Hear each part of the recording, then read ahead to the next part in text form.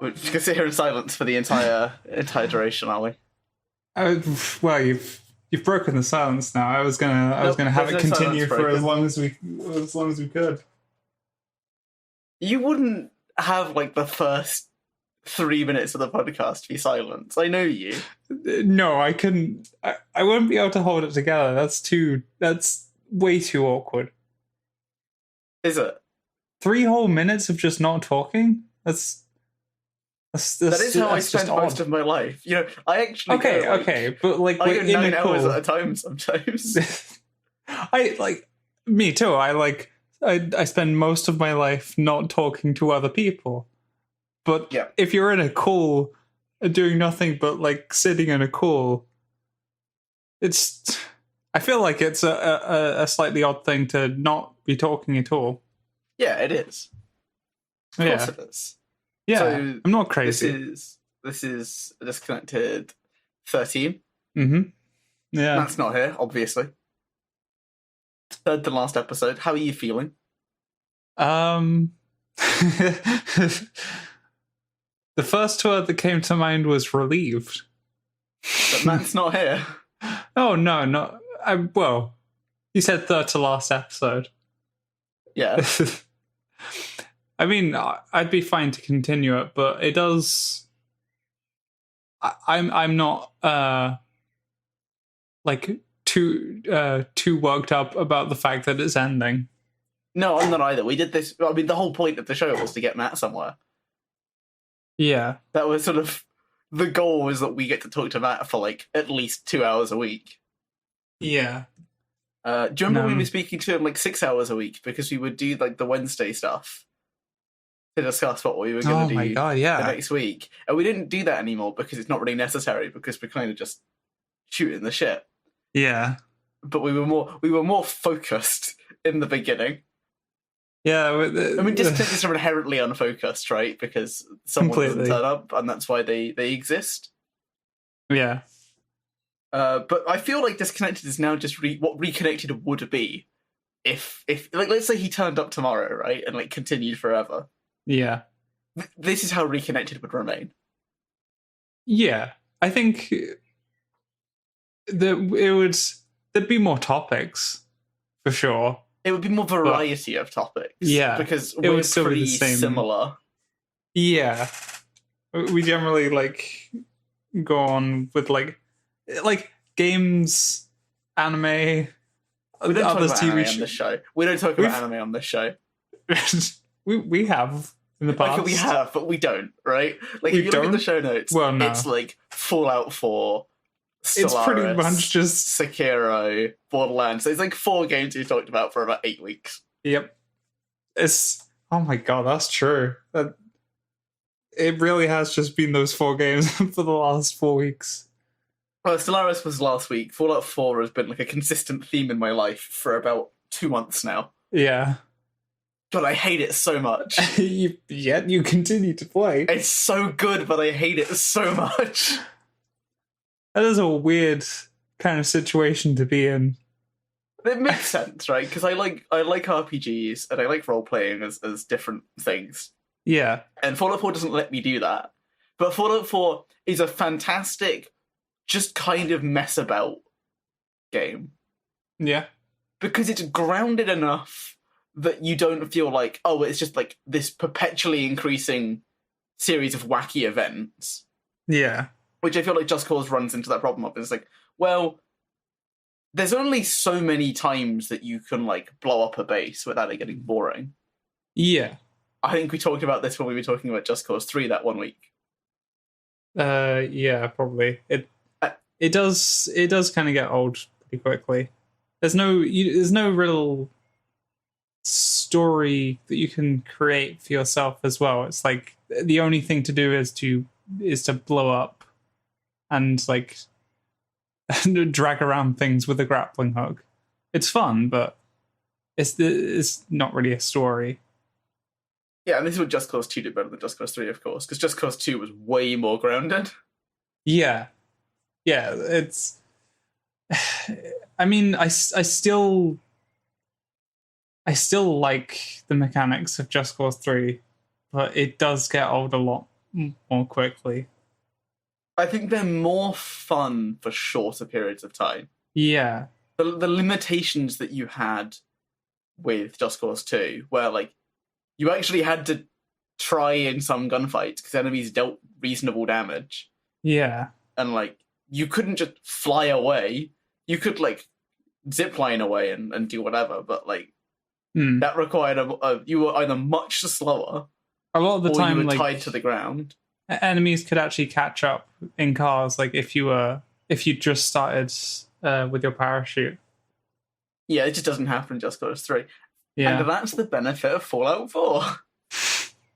Yeah, it is enemies remain a threat. More stuff to do. They remain a threat for ages, and there's so much. Okay, I want to say something that maybe I shouldn't say. It's controversial statement. We're done crossing the line. In the 2 playthroughs that I've been doing, the melee only and the survival ones. Yeah. I haven't actually gone past the first act, really. Yeah?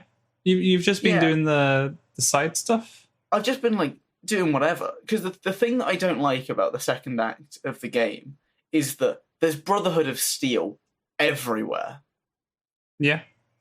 Like, they just fly around in helicopters. That isn't a joke. This is Fallout. They just fly around in helicopters. Okay. It's okay when it's limited, but, like, you'll just see an explosion in the distance and go, right, the Brotherhood of Steel tried flying into a super mutant camp and they didn't manage it. And now there's just a paladin over there standing on the enemies, killing them for you. Okay, so... I mean...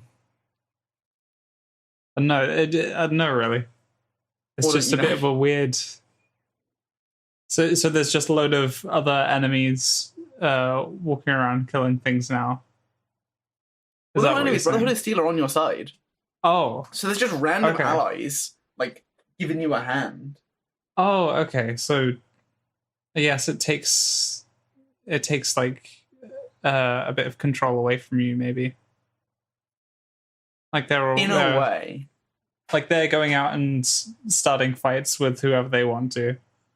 Yeah, like, the thing that I like about the Wasteland is, like, it's me relatively alone against the world. Yeah. Right? And the moment the Brotherhood of Steel are everywhere, I kind of think, yeah, but, like, I don't care. I don't care about what you're doing. It makes it feel a lot less alone, I imagine. Oh, absolutely. Like, I walk around with a companion constantly, but I still feel relatively alone. Yeah, there's, like, nothing for miles. There's a load... Fallout 4 is incredibly dense. Oh, really? The map is there's tiny. No, like... Oh. Oh, it's a city, so there's just buildings in the way. Oh, okay, but I'm assuming, like, abandoned? Like, quite a lot of stuff is... this is the crazy thing. Like, so... It's set in the Commonwealth. So... There's one big city, like, at the bottom, or in the middle of the map. And then if you go south of the city, it's, like, super deadly deathclaws everywhere. And if you go north of the city, it's a bunch of raiders. So, like, the map is basically leveled on the y-axis. Okay. Well, it's leveled on, like, the y equals minus x, I guess. Because it just keeps going, like, the more south east you go, the more deadly the map gets. Yeah. Although, if you go west as well, it's also super dangerous. Because you enter the glowing sea, which is not on the map. It's not even on the map. Yeah, you can just walk off the map in Fallout 4. It's really weird. Oh. Only in like 3 falling places. Through the floor, kind of? No, I mean, like, the map? If you imagine, like, a square. Yeah. And that's the map, right? Everything is contained in the map. If you go to the southwest or the northeast, you can just walk off of it. Huh. And there's just nothing there? No, there's stuff there. Oh. Okay, that's kind of interesting. So it's called the glowing sea, because that's where the atomic bomb went off. Oh, so it's full of radiation, super deadly creatures. Yeah. It's basically nothing there. There's no bed. You just can't save out there. It's survival. and everything will try and kill you. Yeah. There are some people who live there, but they're like the crazy wackos who worship radiation. Okay. And then if you go to the northeast, there's like one family's house, and they say, "Our daughter's been kidnapped. You must help us, detective," regardless of if you've met Nick Valentine. Okay. Right? It just assumes you have. I hadn't. I started Far Harbor without him. He was still locked in the vault. I didn't know he was a synth at the time. And they're like, "Detective, you have to help us get our daughter back." And then your character will proceed as if that isn't crazy, and also you don't have a son. Yeah. Just like, I don't know who the son is you're talking about, but I mean, someone is helping, I guess. Fallout 4 is kind of garbage in the way it's incredibly difficult to like section skip. Yeah. Like, I don't know if I've explained this before, but I'm going to explain it again because I hate it. Okay. To get to the end of Act 1, where I'm calling the end of Act 1, which I think is where everyone else calls it as well. I could be wrong. I may have never gotten past Act 1. I've beaten the game, but screw that. The game is just a whole Act 1. Yeah, the end of Act 1 is when the Pridwin appears, like the massive blimp thing. Okay. I showed you it last week, I think. Yeah. Right? That will like fly into the Commonwealth, and then that will be a location, and the Brotherhood of Steel will be around. That's the end of Act 1. To get to the end of Act 1, you have to go to Fort Hagen. There's just a location on the map. You can go to it any time. Okay. But the area you have to go to is boarded up unless you have completed the quest. I can't remember what the quest is called, but it's the quest where you have to have your dog sniff a cigar and then run across a predetermined path to Fort Hagen. It's incredibly dumb. And if you haven't met the dog, Nick whistles, and from across the world, Dogmeat will teleport to him and sniff the cigar. It's a real loyal dog. It's a super loyal dog. It's great, but it's the worst plot in the game. I can't think of a worse aspect. So, is it just that it's like them like having all these different quests rely on each other to for the progression and like not locking things off properly? Is that like why these problems are caused? No, they're locked off perfectly, and that's what I hate about it. Like, you can't enter a certain room unless this quest has been completed. But to do this quest, you have to rescue Nick Valentine. Yeah. Because you can't open the door to where the cigar is, because the button doesn't exist. Like, it just isn't there if Nick Valentine hasn't been rescued. So you have to go and rescue Nick Valentine, which means that there is bare minimum one companion you must have, and it's Nick Valentine. Which is why...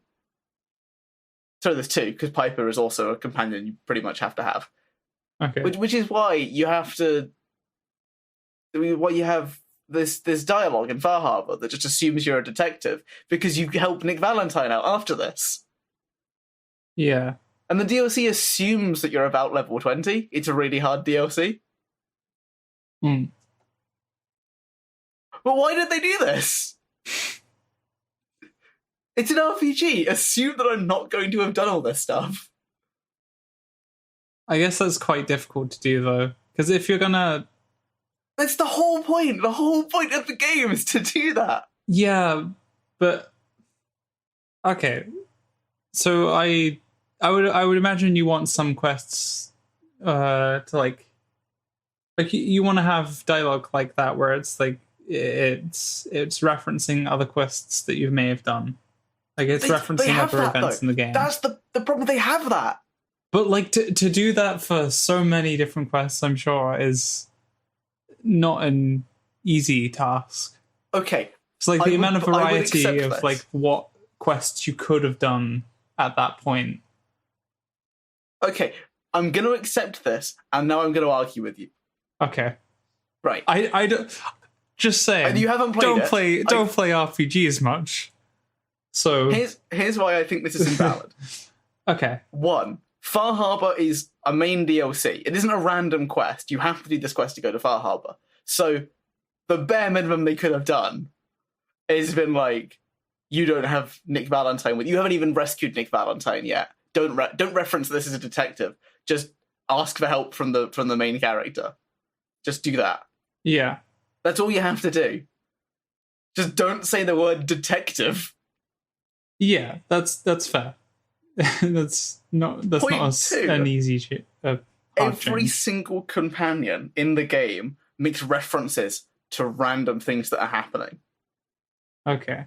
So there's a quest where you have to help out a bunch of robot pirates. They're not pirates, robot Confederates on a ship and help them launch their ship into the ocean with rockets.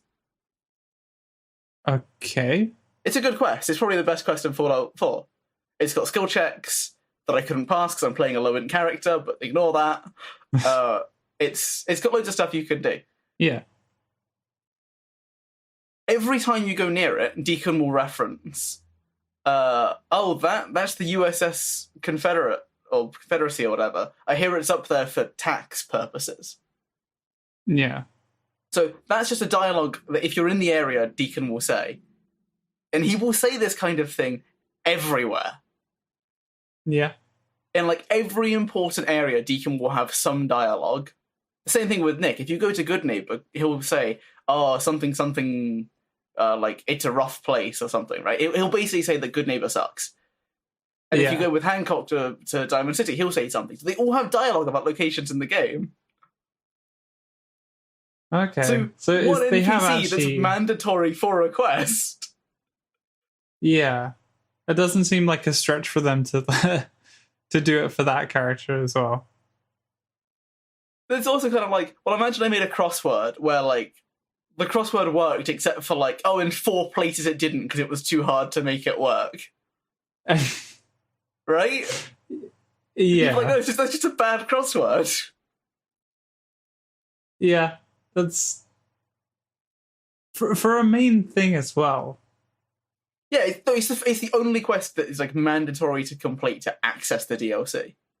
That feels like just don't do it for like one of the like side quests things. Yeah, do it for the main stuff first, and then worry about. I don't forgive it in the side quests either, but I forgive it more.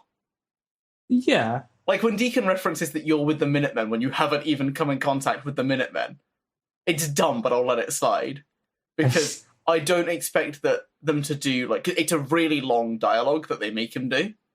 Okay. It's during his, like, companion affinity dialogue, where it's, like, 3 minutes of him saying stuff. I'll forgive it that they don't want to make him record, like, 6 versions of that, depending on which factions you've teamed up with. Yeah. I just imagine this. Well, the reason I was saying before is like to have so many different variations. One is like, the cost of like actually recording all of this and the time it will take. Like if you want one more variation for each thing, you're doubling. Like if there's one thing already and you want another variation for like different events, that's doubling the costs and doubling like time that it takes. I don't know. I feel like that's just it's adding so much work for maybe not. Remember they have two voiced protagonists. That as well, yeah. That's the thing I hate. I really hate the voice protagonist thing. Games work. I think games can work absolutely fine if you just don't have a voice for your protagonist. I mean, Fallout 3 and Fallout New Vegas are like fantastic game. I mean, Fallout 3 is okay. But Fallout New Vegas is a fantastic game. No voice protagonist. You don't even need to reference that they're not speaking. Like, well, no, because they have dialogue you can click. It just doesn't get said. Yeah, because it would suck to click the dialogue and then hear the dialogue. That kind of thing really takes it out. That kind of thing doesn't feel weird. It's they could have just done that and then like Yeah. Yeah, you expect the kind of thing. I'll be honest, I kind of wouldn't care a huge amount if like there wasn't dialogue, like even the NPCs didn't speak in a game. I don't mind too much, because what ends up happening is if I'm going to play the game twice, I'll listen to the dialogue the first time and then I will skip it the next time and just like skim read it as it's going past. Yeah. So I know what's being said. So I never even hear it after the first time. Yeah. So at that point, just write better dialogue and don't make someone say it. Yeah. Or you can sell it like a lot of older games. Most JRPGs do it as well. Like what I'm thinking with is like with Pokemon. Did Pokemon have like a sound that played when like text was it was like a appearing on beeping screen? sound for every character that was created. Like you can just create some kind of like, it kind of sounds like speaking, but it's like it's just a bunch of like vowel sounds. Like that also works. Okay, I don't know if that would work. I think you would have to just have the Okay, it depends. If it wouldn't work in Fallout because they're actual like people. It works more in like. It would be fine because they do it in JRPGs. Like they do it in Dragon Quest, where there are just people standing in front of you not making sounds. I was thinking something more that it makes a sound like whenever a character appears on like a letter appears, but it's sounds more like speech. They could do like a really mechanical typewriter thing, because that seems very 50s. That would be fine. And then like that appears. I mean, even then, they could literally just have it pop up with a little like a tiny sound. I wouldn't care. Yeah. Like, I prefer it voiced, but I would rather have no voices and more dialogue options and like more game outcomes than having a voiced character and not that. The other side of this, though, is of course that it seems so easy to like make more dialogue options, but you have to then program them in. So it's not as simple as just like, oh, well, the voice actor's taking up costs. Like, well, maybe there just isn't enough time for programming it all. At which point I would say, we'll use the voice actor money and hire some of the like Elder Scrolls guys who hire 2 voice actors to do the entire game. and then we'll move on. Yeah. Did they actually do that? There are like 5 voice actors in the Elder Scrolls. Like they hire about 100, but there are 5 who do the main characters. What? Oh my god. It's because guards have like 3 voice actors, and then they just make them record a bunch of dialogue, and then hope you don't notice they all sound the same. Which, to be fair, you don't, because they're not named NPCs, and then all named NPCs get different voices. Oh, okay. But because of how small the towns are in Skyrim and like Morrowind, there aren't that many NPCs you really talk to. I mean, the ones that you can talk to but don't have quest lines, there is 1 line of dialogue, and that's it. Okay. So it's kind of cheap. Yeah. Fallout doesn't get that luxury because Fallout is very much a more quest-based endeavor. Yeah. Same way The Witcher is. Yeah. And the thing is, contrary to the point I was just making, The Witcher 3 wouldn't work if it wasn't voiced. Yeah. It has too many cutscenes. You just couldn't do it. It does feel more cinematic than Fallout does. Because in The Witcher, you're role-playing as Geralt of Rivia. You're not role-playing as a character you make, which is what Bethesda does. So you kind of have to have someone voice it. Yeah. And run it through, because there's only 3 endings to the game. Okay. So it's important. Is there the same kind of like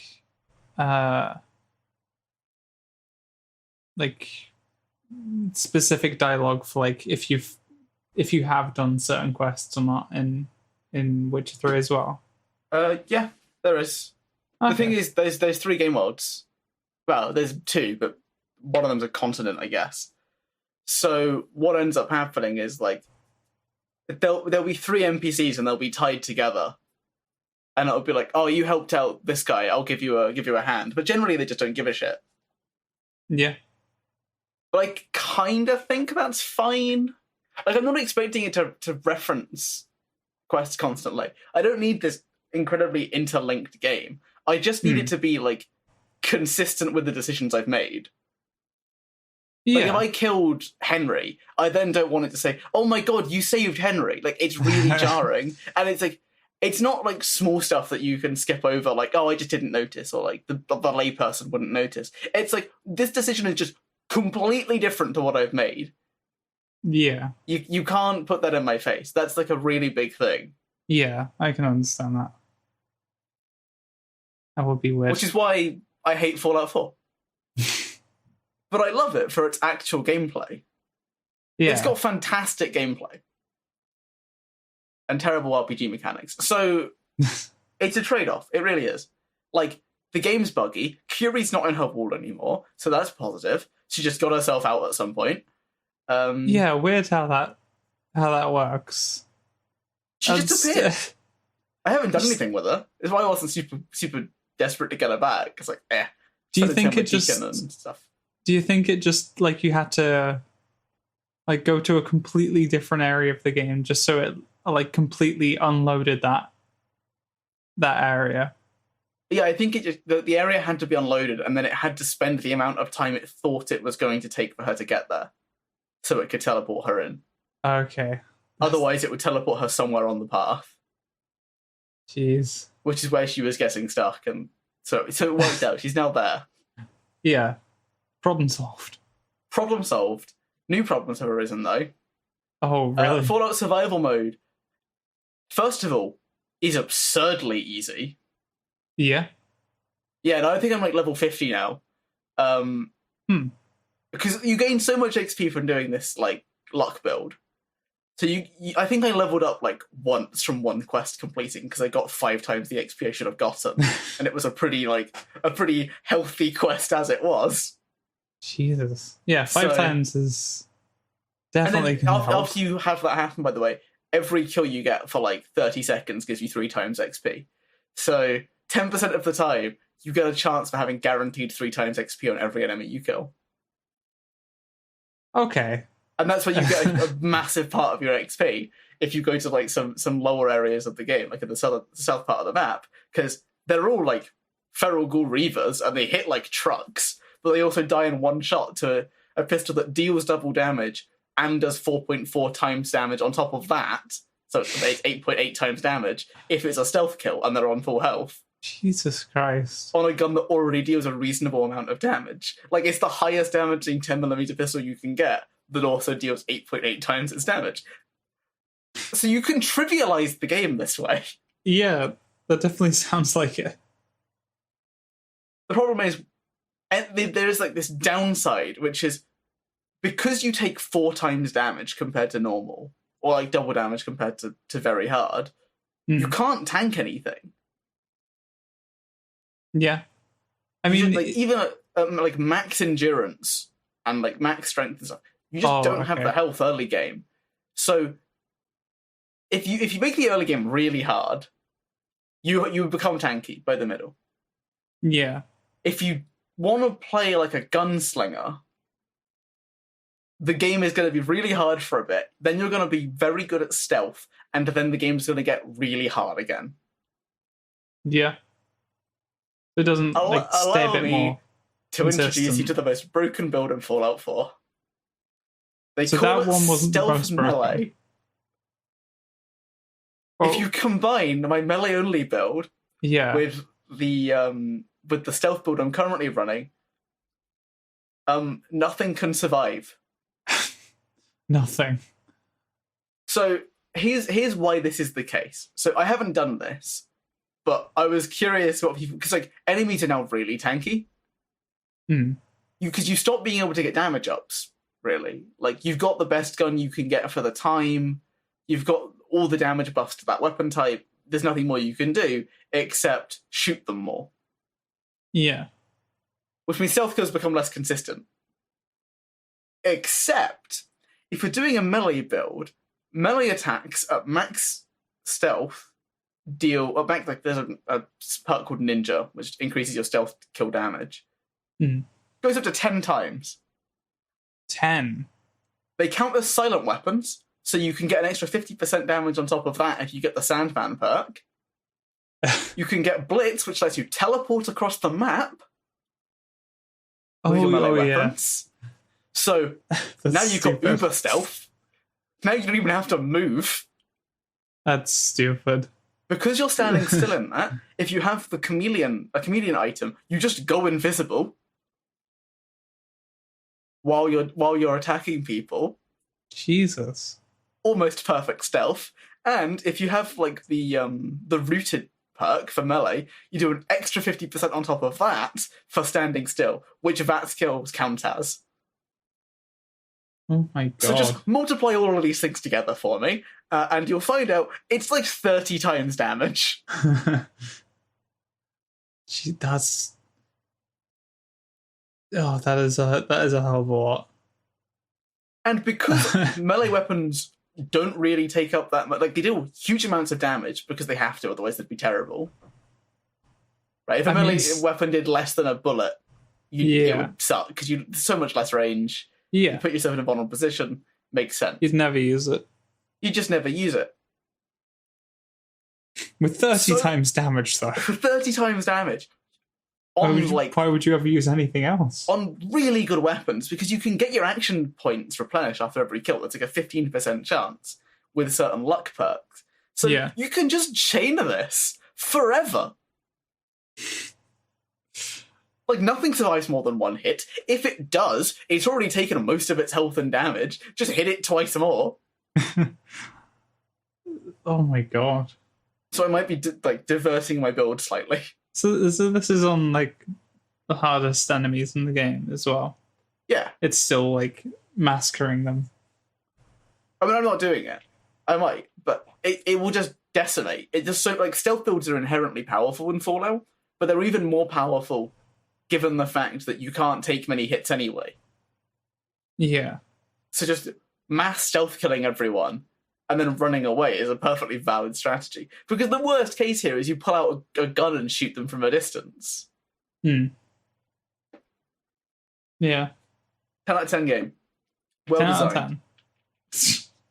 The health scaling's too much, though. I'll be honest.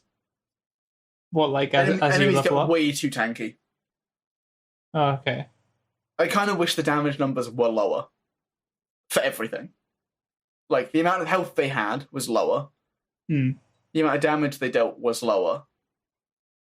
The amount of damage I dealt was lower. Yeah.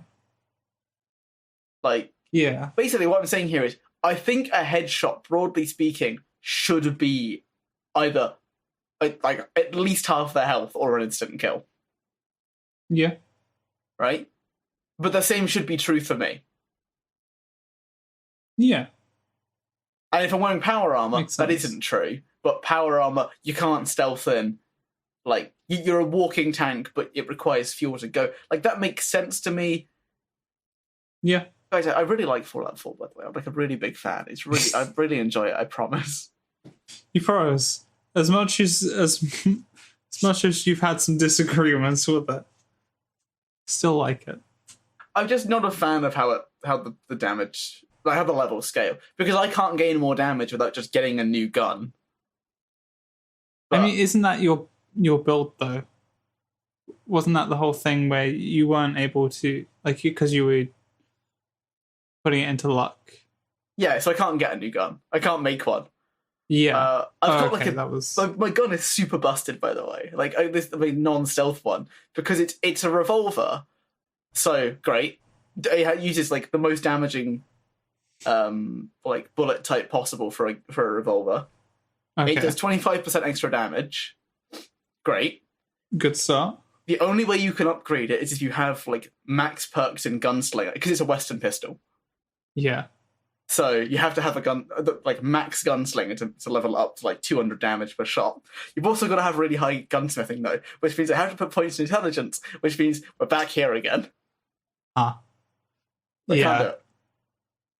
Okay, which is really frustrating. Annoying, yeah. That like no int builds just kind of don't work after a while, because leveling up your gun is mandatory, and there's no one who can do it for you. Yeah. Like, if I could pay 10,000 caps for someone to upgrade my gun as I want, I'd say that's fine. Because anyone else in the game would like, well, 10,000 caps is absurd. Why would you ever pay that? Yeah. It's like, well, I don't have any intelligence. My character doesn't have the skill to do this. But there's like, there is a robot who sells guns. Why can they not do it? They only sell the guns, they don't make them.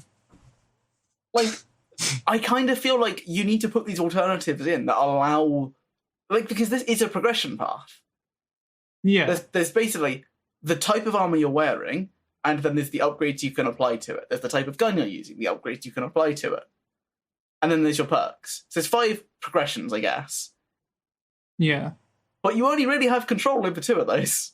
Well, 4, I guess, actually, because armor and perks work with blowing, because armoring is on strength for some reason. I mean, do you think this was something that they maybe thought about and, like, know that, like having the 0 intelligence luck boost was, like, too overpowered if you're able to then, like, carry on upgrading weapons a lot? Maybe. But like, here's the problem with that, though, is it doesn't actually solve the main issue, which is the reason I'm thinking of swapping to a melee build is because melee, upgrading my melee weapons, is done by strength. So yeah, if I want to, like, progress after a while, I swap to a melee build just so that I can upgrade my weapon. And that doesn't affect the luck. It doesn't require intelligence. Okay, so I mean, I guess, which means that to do a low luck build, you just have to hit the low intelligence builds. You have to hit them really hard, which makes sense. Yeah, but I wanted to play a dumb gunslinger. Yeah, like, he gets your problem solved, but he's not, like, delicate about it. If you say to him, "We need the situation dealt with," he won't know what you mean. He will go to the area and then he will shoot the problem. That's reasonable. That's a reasonable interpretation. Yeah, but if you say, "We need to open this door," he'll go to the door and then he'll shoot it. See, it seems slightly less reasonable, gonna be honest. Less reasonable, yeah. I can see where he's going, but it doesn't solve the problem. So he walks around with a master hacking robot to do all of his hacking for him. He needs a companion, but she can crack open any door because she's got master lock picking. But any computers are just beyond them. Yeah, it's only doors. They're only good for doors. So, I've been enjoying myself. I hate the game. I haven't modded it. I think I might end up modding it and just making it, like, more immersive, less punishing. Yeah. Yeah. Have you ever played the game modded before? I don't like modding Fallout. No? It's really finicky. It's not well designed.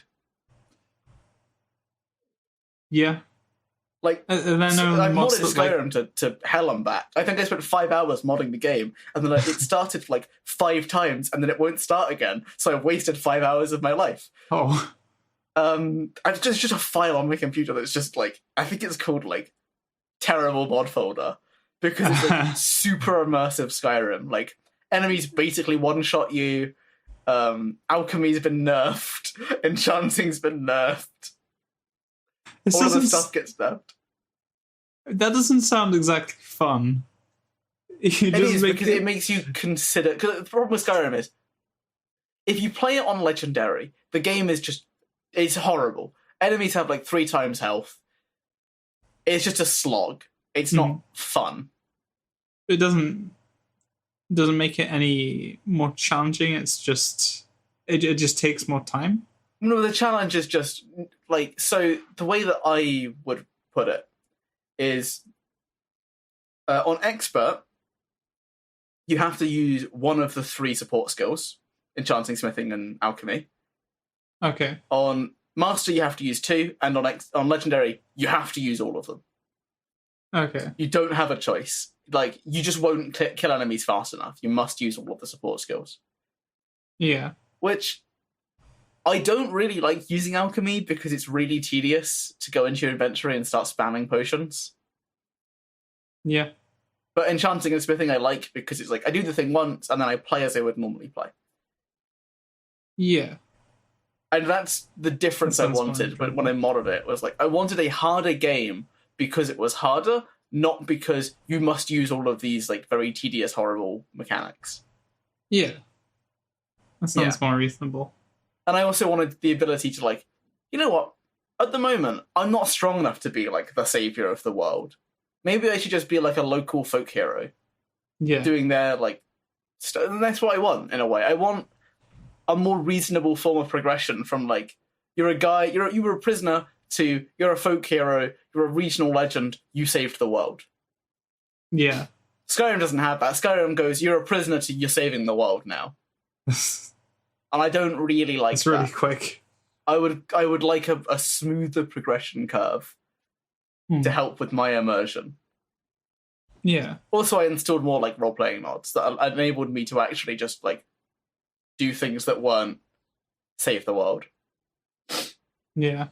And there were more quests with more outcomes, with more stuff, that kind of stuff. That does sound more enjoyable.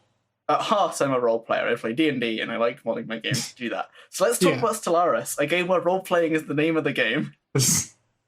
All right. What's been going on in this, then? Okay, I actually need to load up my Stellaris. Okay. Because I can't remember the names of the species that I made. You've made some more species. Are they still space racists? Let's talk about I made the Saronians, the space racists. All they wanted was bloodshed and they wanted the blood of their enemies. Yeah. We had an economic collapse. Oh. It was my first time playing it through. Yeah. And I just didn't know how to build the economy properly. Yeah. It just completely melted. You're getting to grips with the game. Yeah. It's like, I had no money. I couldn't make money. I was losing minerals. I was losing food. The Saronians died a horrible death. And by that I mean, the Saronians, I gave up on them because I couldn't recover it. It's just a complete collapse. Yes. So that was Ceratopia with the Saronians. Yeah. So then we made the Garuno. The Garuno. With their like the name of their empire, the Garunon. They were a hive mind. Okay. And the hive mind was I think it was a devouring swarm. Yeah. So you couldn't physically negotiate with anyone. If you met someone, the only dialogue you could have with them is, pray. And then they would hate you. What? Why do they hate that? You don't say that to them. That's just they just hate you because you are a devouring swarm. The whole point is you go around. They're the space racists now.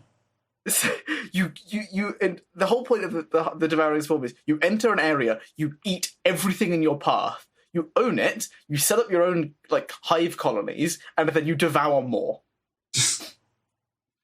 Yeah, I owned. That sounds reasonable. I'd eaten half of the not half, a third of the galaxy by the time the end came. The end. Yeah, so it turned out that I had a really horrible starting position. If I'd started on the other side of the galaxy, this wouldn't have happened. Oh, really? But I was basically pinned between two fallen empires. And fallen empires are empires that are absurdly strong. Like, basically they're endgame factions at the start of the game, but they can't do anything. They can't do anything? Yeah, like they're empires, they can't colonize, they can't build ships, nothing. Oh. But you can't fight them because they have like 200,000 strength or something. And like your ships in the mid game have like 4,000.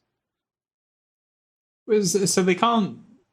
How are they so powerful but yet can't do anything. Because they used to be incredible. They basically used to be what the players were, and then their empire sort of like stopped. Yeah. They reached sort of a utopian society, so they don't do anything anymore. They just live as they are. Oh, okay. Yeah. But that makes more sense. When you reach the year 2400, one of them wakes up. Oh. Oh, and no. the one that woke up, I was basically pinned between them. I'd expanded sort of around them. Yeah. Well, I'd expanded up to one of them, and then I got caught in a war that I couldn't win because I couldn't generate two forces that could assault the enemy, but I could always defend against them. So I'd never lose, but I couldn't win. Yeah. And then the xenophobic militarists woke up, and I had surrounded them. And because my empire doesn't exactly do peace too well, yeah, they ate me, I guess. I just couldn't win. They didn't eat me, but they just burnt me to a crisp. Their fleets were absurdly strong. Jeez. Like, my entire army put together was about, 60% of their strength. But I couldn't fight them, because if I brought the fleet down, first of all, I was spread very thin as a hive mind. That's how it goes. So it would take ages for them to reach somewhere. And I couldn't build defenses fast enough to stop them. So I was like, this game is done. This is over now. I can't recover from this. Yeah. Because I can't build a force to defeat the Fallen Empire. So we now move on to my next playthrough, the current playthrough, where we're not racists anymore. So you're turning over a new leaf. Okay, we're kind of racist, but we're not open about it. Okay. We're a classist society. Oh, okay. You're evolving slightly. I'm evolving slightly. So instead of, what's the word? Hating every species that we come in contact with and killing them. Okay. We instead have enslaved a species from the start of the game. So there's basically you can start in a way where you have one species that exists as the intelligent weak ones and the dumb manual labor ones. Okay. So the Celotians? I can't remember. I think I put a T somewhere I shouldn't have. Basically, the idea behind it was that one was the sun and one was the moon. Okay. But I think I put a T somewhere. So we're going to call them Solarians, but that's not actually what they're called. Okay. So the Solarians are the super, racist ones. They're the intelligent, ascended beings. Got it. Who are enslaving the lesser Lunarians.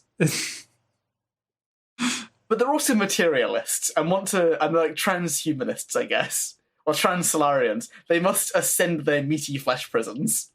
Okay. So they built a bunch of robots to replace the Lunarians.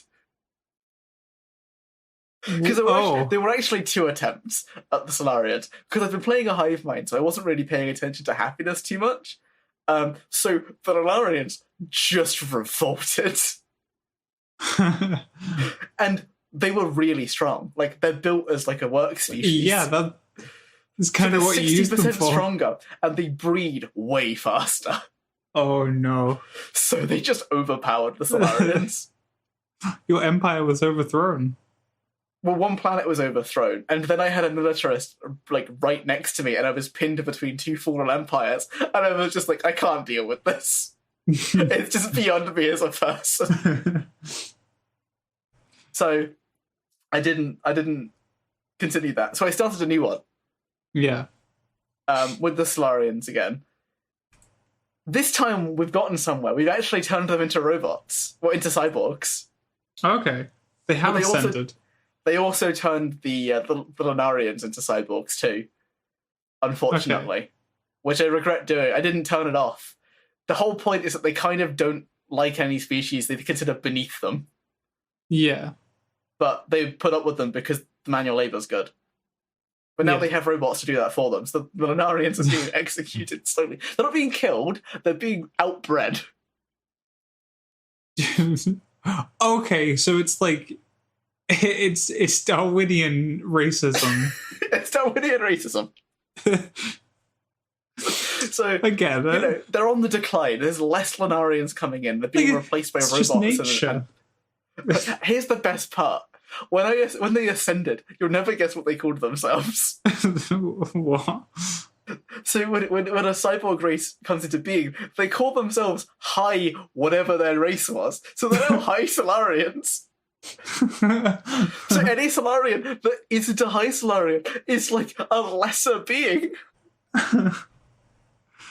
Jesus. That's right. We're racist against our own kind now. I mean, it makes sense. Once the elitists become more elite. They're benevolent, so they are raising all Solarians up. Okay. I'm not saying it's great.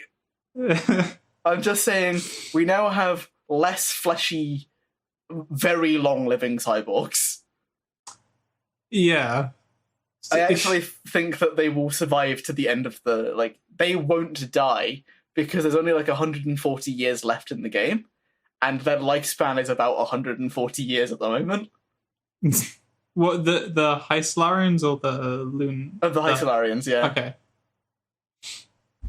Oh, we formed a federation with external species. We have a 3-empire federation going along where we're researching and we have migration treaties and stuff. But the Solarians are an Arctic species, so they live on Hoth. Okay. So no one else can live on the planet. That sounds perfect for the Solarians. Yeah, exactly. Right? They don't want that. They don't have the xenophobic trait. Yeah. But they found a way. Sort of portrayed as xenophobic. Okay. Because they consider themselves they're very intelligent beings. That's how they were built. Yeah. They were the researchers while the Lunarians were sort of the chattel. That's what they were. They are also my military. Okay. I mean, it makes sense. You can't help if it's, racist. They have to, it even specifies when you create them, they are less intelligent than the Solarians. The second species has a modifier on it that makes them 10% happier by default because they're dumber.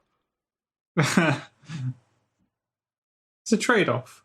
It's a trade-off. Look, you allow them to be happier. It's fine. Yeah, so I think they might actually go extinct. Yeah. For our robot overlords. Well, you were saying before you were trying to... you said execute, but... No, not execute. Basically, there's an option that you can click to decline the population. Basically, they're not allowed to breed on the planet. This is... this is... at first it was okay, well, we know who we are, you guys can do your thing, we'll do our thing, but now, whoa. This is, I don't know if it's specifically population control, but you click the button and it says, decline a population, Lunarians. Well, what do you... And they decrease over time. I don't know what that means, but they're not... They're less. There's less of them as time goes on. It's flipping secret police. No. We didn't take the secret police civic. We felt that was. Is there actually a secret police? There is a secret police option. Oh my god! Yes. Oh, this is the thing. This is why I love Stellaris so much. Is that the playstyle between the devouring swarm hive mind and the materialistic, racist not racists. And even the actual racists is very different. Yeah. Where playing as the Solarians, you don't have the ability to mass expand, and you can't declare random wars. Yeah. So you have to sort of create these federations to benefit from other empires. Yeah. But as racists, you just go for it. Like, oh, what was that, mate? Sorry, I can't hear you beyond the sounds of your screaming empire as it turns to dust. And the hive mind, so with the space racists, you have to claim it, like, areas, and then that's your war goal, is to take those areas. As the hive mind, your only war goal is hunger. And you just eat. Just keep on consuming the galaxy. Yeah. But even, like, within this playstyle, there's variations you can take it. So you can have these materialists be, like, non-planetary creatures that just live in space. They live in, like, these habitation centers, and they're really good at it. Yeah. And, like, there's an entirely different playstyle because it involves setting up habitation everywhere around the planet, around every, like, system, but you can't use the great benefit of planets, which is they're way bigger. Yeah. There definitely does seem to be, like, a lot of variation in how you play. And if you pick a spiritual, like, if you make a spiritual race, they get, like, psionics. Psionics? Yeah, they have, like, mental powers. Oh. Okay. It's not, like, super science-y. Like, there is just other dimensions that exist, and, like, races will just pop through. Like, the Solarians have been like, these stupid gas people, all right, we'll bring them over to our area. And they've created a civil war happening between these gas people that we brought in because we were being kind. You were being... Wait, I think the Solarians only hate the Lunarians. That's my pet theory. Because they were settled with them, like, early on. Well, they consider them stupid and, like, inferior. Okay. Not like every other race in the universe. They're not really too bothered by. They think they're better than them. But, like, we don't have to deal with them. Yeah. We can just stay away. The Lunarians, they're a problem. They're these dumb big brutes. Like, they're 60% stronger than any other species in the galaxy. That is pretty strong. If you want to win a war, Lunarians are really good at it. I mean, it sounds like you should maybe keep them around. Well, the difference is that robots are cheaper. I can make more robots. Oh, okay. Like, because the difference between, like, robots and people is people take food and they take consumer goods. Robots don't. They just take energy. Yeah. And, like, they require housing, which I guess is storage, quote unquote. Yeah. But I'm building a robot empire. Yeah. I like role-playing. This is the thing that, like, now. I don't think I'd enjoy playing this game on a high difficulty, by the way. Yeah. Maybe I also haven't played it that much. Like, people say that I'm a new player, but I've only played for 100 hours or so. So, I'm not at 100 hours. I'm barely, like, Babby's first step. You're still learning the ropes. I'm still learning the ropes. But Yeah. even with each playthrough, there's the great ability to, like... There's a huge amount of variation. Because you have these science projects, but these science projects open up, like, little stories. And these stories will allow you to make decisions through them that will give you certain benefits and negatives. Or certain traits. So even within two identical Solaran playthroughs, they can be very different. Yeah. Like, if you get a warmonger next to you, you don't get the ability to make a nice federation. And, like, I mean, you do, but you have to have a federation across the galaxy. Whereas, I've just got a guy next to me who was willing to federate. Yeah. So we're pretty chill. We're good friends. The Solarians have good relationships with another species. It's impressive for them. They're making, it really is. They're making steps to become better people. No. They're getting worse as people as time goes on. It's becoming more classist. Oh. I had hope for a second. No. Don't have hope. The whole point of the game is you're playing as, like, a terrible species. Playing as, like, the world's greatest egalitarian being. I'm going to give it a go at some point, but I get the impression it's actually going to be really boring. Yeah. because it's just going to be like, oh, we want to be friends with you, we want to be friends with you, diplomacy, diplomacy, diplomacy. And, like, Stellaris is a long game. Yeah. Right? So, like, I basically watch YouTube videos while playing Stellaris because there are sometimes, like, 5 minutes between things happening. Yeah. It's... Because the game takes place over 200 years, and it's, like, every second is a day. Okay.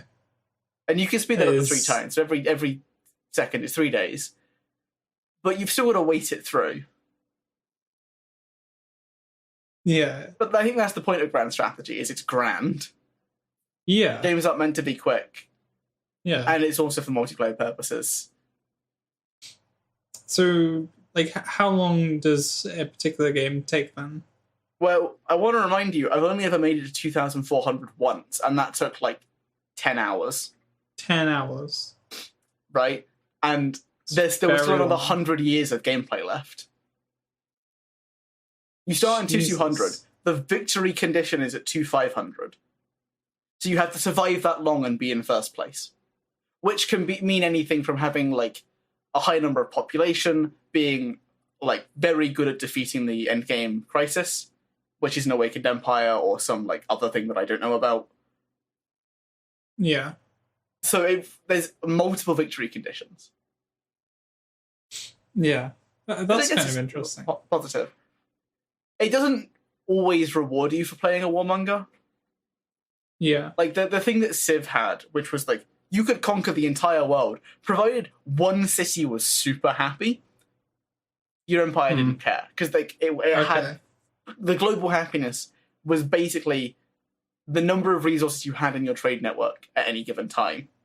Stellaris, like, no, even if you have a big empire, like, logistically, it's difficult to get things places.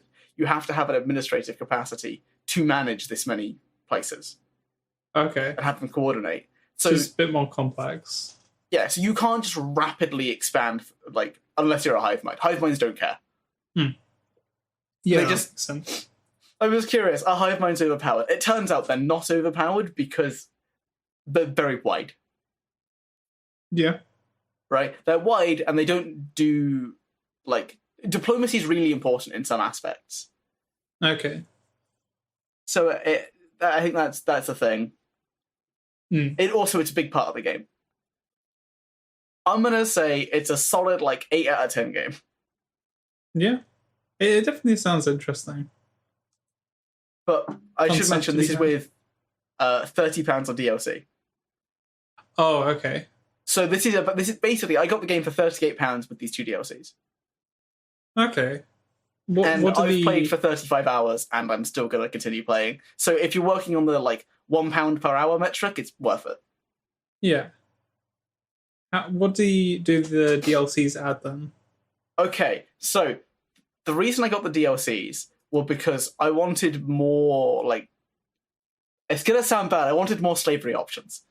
I did, okay. I wanted to build, like, more mega structures and, like, more slavery options and have, like, proper diplomacy, which is what Federations is. So the DLCs I got were... I had, like, a major issue. I bought the wrong one, so I had to refund it. It took a bit. Oh. So I bought Utopia and Federations. Let's talk about Utopia, I guess, if I can open it. Dear God, let me open it. Okay, we're not going to learn about Utopia today. I guess. I just can't figure it out. I can't get the... God, let me open my DLCs! Alright, Federations is the only one I can talk about, because it's here. Oh. Federations. Expanded Federations. With the expanded diplomacy capabilities, players can build up internal cohesion of their federations and unlock powerful rewards for all members. Whether you join a trade league, martial alliance, or homogeny, membership can be extremely advantageous. There's the Galactic Community, unite the space empires with a gigantic senate that can vote on a wide range of resolutions and drive legislative agendas. For example, a player can pass a resolution to increase commitments to collective defense or funnel profit towards wealthy elites.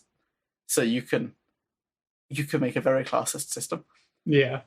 Members can sanction those who defy the community and enact a single galactic focus, sway the Senate to position yourself as the leader, trade favors and maneuvering, do whatever it takes to gain influence among other schemers. And there are more origins. Like, you can... Basically, at the start of the game, there's 6 origins that you can pick. Okay. Where like you're the species that got space dominance. You were a very powerful species, but you basically got annihilated by a different empire, and now you have to rebuild from scratch, which was what the Garuno were. They were a hive mind that used to be stronger. Okay. And then there are some more, like you can build the mega shipyards, you can build a massive ship, like a really big ship. You can only have one of them in your empire, but it's really good. Yeah. That's federations. So it basically adds more micro, I guess. Yeah. Lets you do more. Utopia was like one of the... It's like the first one you could get. There's a Planet Buster you can get in Apocalypse, and I really want to get it, but I don't want to spend more money on the game right now. I'm sure you will in the future. I've got like £15 of it at the moment, so yeah, I will probably do that. I might get Megacorp though to make me like a weird corporation that runs a planet. Yeah, which is how many DLCs are there for this thing? Oh, there's loads. God, there's so many. They add like new play styles generally. They don't tend to improve on current ones, or the Utopia does, which is why I got it. So Utopia brings megastructures. You can build structures in the system including the Dyson Sphere and Ring Worlds, which allow Dyson Sphere, huge amount of energy, Ring Worlds. You can just build planet, like big halos, basically. You can build a halo ring. Okay. Habitat stations allow you to build a tool, which I assume you understand in the concept of like strategy games. Like a high population, high out like specialist output, as opposed to like resources from everywhere, but there's like 5 pop at each place. Yeah, which is that's nice that you can actually build a tool now. There are more ascension perks, so you can do the synthetic evolution, which is the robot stuff, or you can unlock the full psionic potential of your species through transcendence. Indoctrination, influence primitive civilizations to make them adopt your ethics through the use of observation stations, preparing them for enlightenment or annexation. My God. Stellaris is a game about being a horrible person. You got to deal with it. Advanced slavery, maximize the benefits of your slavery by choosing specific roles. No one's not even trying to hide it. It's just, it's just slavery's in the name. By choosing the specific roles of your enthralled species, having them serve as other pops as a domestic species, or domestic servants, fight for your empires as battle thralls, or keep them as livestock to feed your people. As livestock? Oh my God. If you've got some rapid breeders, you can keep them as food. Jesus. Add unique civics. This is advanced governments. Adopt unique civics and authorities for your government. Play as a fanatical purifier and shun all diplomacy. Become a hive mind to avoid political strife, or create a multi-species empire born of syncretic evolution. I don't think anyone calling themselves a purifier is like... I'm not going to trust them. Well, no, the whole point is that they're evil.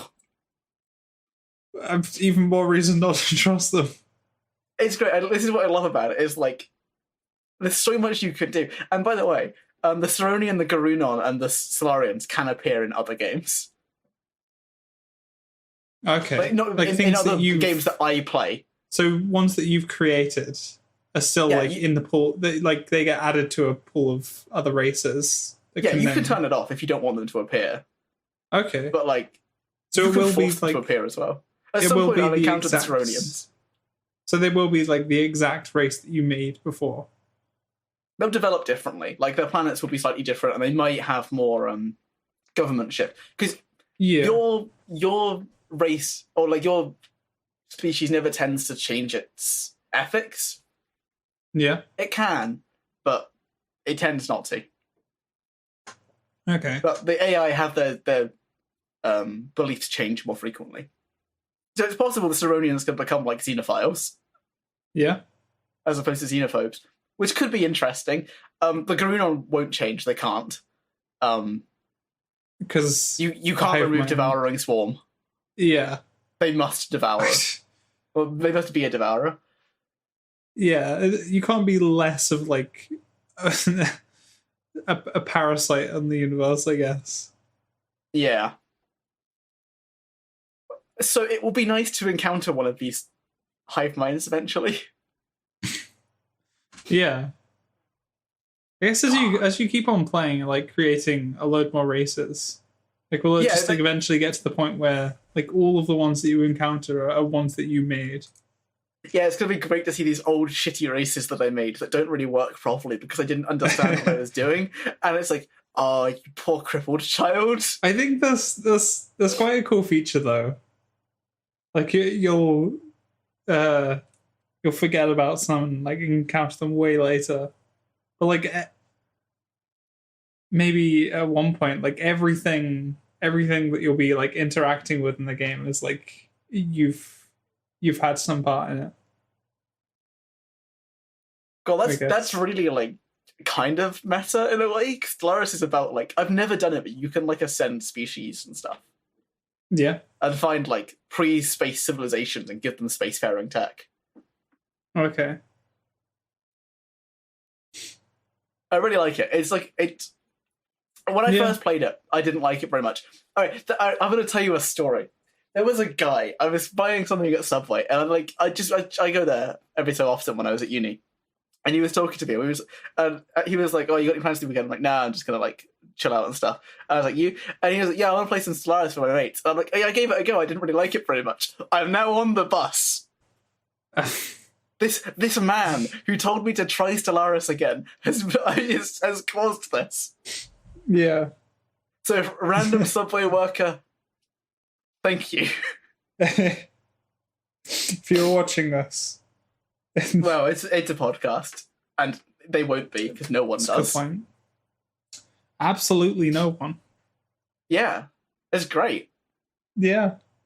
So, Josh, are you going to buy Stellaris? Are you going to join the train? I don't think so. At least not at the moment. It does sound interesting, but I think I'd want to start on something a bit easier first. You can genetically alter other species. And make them worse. No. That sounds fun in a game. Yeah. This is the thing. Like, you could be so horrible. I love doing these horrific things in games because it's just so fun. I like being the bad guy on occasion. What was that other game that you were playing before with the androids? Oh, RimWorld, yeah, you have the android mob, and then you just start doing horrific things to them. Why do both of these have so much which is just like inherently negative? It's always space games, have you noticed? Yeah. When you increase the scope to a planet, all of a sudden these atrocities are the real world. I'm like, who cares? There's more of us. Yeah, that's weird. Because you encouraged me to like cut off Lyle's limbs. Did I? Yes. Oh, you were there egging me on. Do it. Cut off the limbs. I don't know if I would. I would have advocated for that. You were advocating, or maybe it was a while ago. For a while. It was a while ago. So, are you now encouraged, now that you know that you can genetically modify other species to hinder them? It's super late game, but you can because you can genetically modify yourself. Specifically, hive minds can't do psionics and they can't do robots. It doesn't work. Okay. Hive minds and all. So you can only genetically modify yourself. So you can make yourself way better. And you can also get a trait later on that's just... You can apply negative traits to species. You can't terraform a planet that someone else owns, and it makes me really sad. You can't go there and start terraforming. Maybe you can in Apocalypse, because Apocalypse seems to be much more focused on, like, absolutely wrecking planets. Yeah. Do you want to find out what Apocalypse does? Because I haven't actually looked at it. Because it's just apparently not a very good DLC. Okay. But, like, I think it's fine if you enjoy it enough. Apocalypse expansion includes That's No Moon, neither is that one might be a moon. Wait, no! Keep local systems in line with the fear of the new Colossus planet killer weapon, a technological terror that eliminates entire worlds from the universe. Huh. Okay. Entire worlds. Yeah, I mean, like, that is the big thing in the trailer, is just, like, destroy entire planets. Yeah. Oh, it looks horrifying as well. Yeah. It's a massive beam that splits it. Oh my god. That's the first part.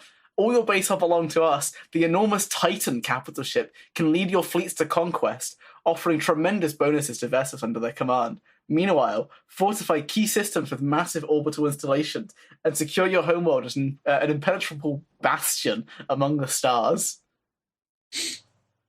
Okay. Pirates of the Constellation, watch out for marauders, space nomads, who raid settled empires and carve out their lives on the fringe of civilization. Hire them as mercenaries in your own conflicts, but take care that they don't unify and trigger a mid-game crisis. So new non-violent features. Sorry, some non-violent features. They're not new, apparently. New Ascension perks and civics are added in the expansion, along with the Unity ambitions that provide new ways to spend Unity to customize your development. Sounds of Destruction. Yeah, we're done with the non-violent. To accompany your new planet-shattering expedition, 3 new musical pieces have been composed. Wait, what? By Andreas Waterloft for your listening pleasure. Yeah, there's a music player in the game that plays like a bunch of really well-composed music. I don't use it because it's really loud. I like watching YouTube videos as I play, but like, yeah. It's got some really good music. Okay. That's cool. So, are you convinced now? I mean, I probably still won't play it, but I can't believe it does sound good. It does. It's a solid game. Yeah. I can't believe I didn't like it for a while. This happened with Borderlands 2 as well, by the way. I didn't like Borderlands 2 when I first played it. Yeah. Yeah. What put you off about it at the start? Or is it just... I was playing on PS3. I wasn't playing with anyone. I didn't like how the game played, I guess. I don't know. It's just something that put me off about it. I tried it like 3 times. I couldn't get through it. Okay. And like I stopped in the fridge almost every time. Which is like halfway through the game. It never really feels like it. No, I think it's because, like, it's a more linear path up until that point. And then you get past the fridge and it's like, well, here's 6 side quests and you have to get back to Sanctuary where 8 side quests will be that will send you back to all your other previously visited locations. Yeah. So most of the game takes place, like, after the fridge. But it's smaller, like, teleport to a place, do a quest, teleport back. It's less traveling time. Yeah. Yeah, that's true. And we're back on Borderlands. Yeah, talking about Borderlands, third DLC has been announced now. Oh, I didn't look at it. Has it? Let's see. Yeah. Boy, it's been announced for ages. What it was? What it was going to be? Called. Oh, really? Yeah, it's like something dinosaurs, right? No. No? No. You tell. I wish it was. That would be more fun than this. I mean, this is... I'll just say it. Bounty of Blood, A Fistful of Redemption. Is that it? I thought it was going to... I thought there was a dinosaur one coming. That would have been cool. This is like a Red Dead 2 reference. Like it's Wild West. No, it's a Western reference. Come on. That's what I read that somewhere, so that's why that popped into my head. I'm fine with the Western setting. Yeah, so am I. The problem with dinosaurs is dinosaurs are fun when you have no guns. Yeah. It's flee from the dinosaurs, not I shot the dinosaur. But cowboys and dinosaurs aren't overly interesting. Cowboys and dinosaurs would be fun. What, so the horses that are all riding dinosaurs? Yeah, that would be cool. A bunch of raptors running at you, and the guys with dual-wielding pistols. Like, oh, that could be fun. I don't think it would work for Borderlands. I think it would work in a more grounded game. Yeah. But Borderlands, you would just shoot them all and they would all die, and that would be it. You wouldn't get the because you want like a wide open setting for the dinosaur charge. Yeah. And there just wouldn't be a wide open setting. Yeah. It's super laggy. Annoyingly, Borderlands does have a lot of wide open areas. Don't do much in them. Well, it always has those like big areas that you can drive around and do absolutely nothing. Yeah, they're like in between areas. I think the worst is probably Iridium Blight. It just has nothing in it. It has like one thing, maybe. It's got a Lord of the Rings Easter egg. Yeah. It's but like got apart from Jack's grandma's quest, which obviously isn't real. Okay. There's actually quite a few quests in Iridium Blight, but they're kind of short. And they involve just drive the location, walk across a bridge, press E, walk back. Yeah. But I really like the look of the place. Yeah. Which is why I'm not overly negative on it. Yeah. I think Bonesaw, like, area is worse.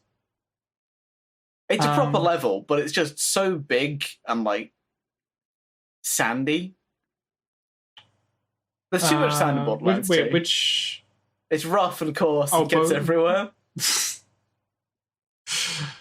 Oh, the prequels still haunt us to get today. I love the prequels. Not as a good film, but as like the memes. Prequel memes is a great subreddit. It did bring about some good memes. It did. Yeah, it's the one where you do like the flag mission, the dumb flag mission. Raise the flags while the buzzards attack and the threshers attack. Oh, yeah, you're right. Yeah, that was annoying. And like, the whole area is terrible to get through. Yeah. It's full of like nomads and stuff, which are fine, but it just suffers from Borderlands' like obsession with sand. Yeah. There's just too much. There's the dust, there's the Bonesaw area, there's the one after the Nexus, that's sand. Yeah. There's an entire DLC that takes place in like an old oasis.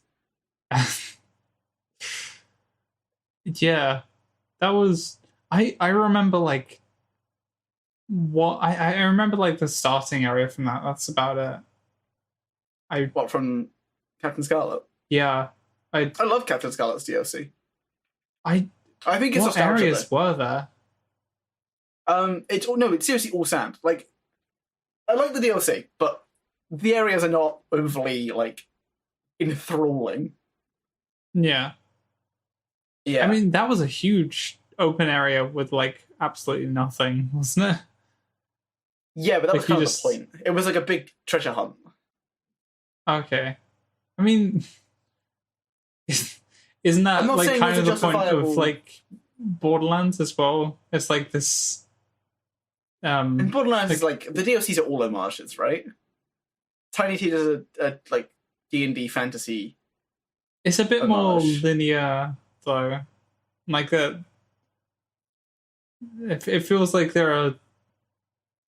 I don't know. It's more interesting to look at the very least. Oh, I wouldn't debate that in the slightest. It's got way more varied areas. What is it? Captain Scarlet's got. You go to Oasis. You go into the desert. You find Captain Scarlet's ship, also in the desert. You then go to like where Hyperius the Invincible is. That's a desert that leads into a big metal facility, which is there's hundreds of those in Borderlands 2. Master Guy is in a big desert that he turns into poison, but it's still a desert. Yeah. That is actually, it's just all deserts and mountains, and that's it. Deserts. Yeah. All deserts. But I really like the Leviathan as an enemy. Not one that you fight, he's kind of a terrible fight, but conceptually. Was that Captain Scott as well? Yeah. Like, you know, when you shine the light down on the on a certain location, and then you walk into the light, and then suddenly you get eaten. And then he spits you out, and then you fight him from the underground. Yeah, I remember. But I'm pretty sure it's just because, like, I bought the DLCs before I went on, like, not on holiday. Basically, we'd stay in this like house, I guess. Yeah. It's an English holiday, and I'd take my PS3 with me so that when we weren't out doing things, I could just play my PS3. Yeah. As you do. As you do. So I would just play it there, and there was no internet there. So that's like all you that had was it. to do. So I would be able to play like the Captain Scarlet. Basically, I played Borderlands 2 while I was there. Yeah. That makes sense. And I'd listen to the podcast Hello Internet because I had like the first 20 episodes downloaded. So I would, because I couldn't download anything else or watch anything on YouTube, I just had to listen to those 20. And they're about an hour each, so I'd get about 20 hours of stuff. So I would finish. We were there for about a week, I think. So I would finish it about twice. Wow. There's a reason I don't listen to the podcast anymore. I do. I just have the time. Yeah. I just like, I don't know what it is. I can't listen to it anymore. I get not bored, but I like think about my own things. Yeah, it's like that's an hour of listening to, or like committing to listening to something. It's and like when I'm exercising and stuff, I can't listen to podcasts. No. I need music, man. Because like when you listen to podcasts, you can get way more distracted with like your own struggling muscles. If that makes sense. Yeah. Yeah, like if I'm struggling to run somewhere, right? I don't need like the podcast isn't going to distract me, but music is because I can think about like stuff. Yeah. Abstract, so like what I'm going to do in my next D&D session. Yeah. Or like how I think it's going to go and how it goes, which are always very different. It takes more concentration to like listen to people speaking.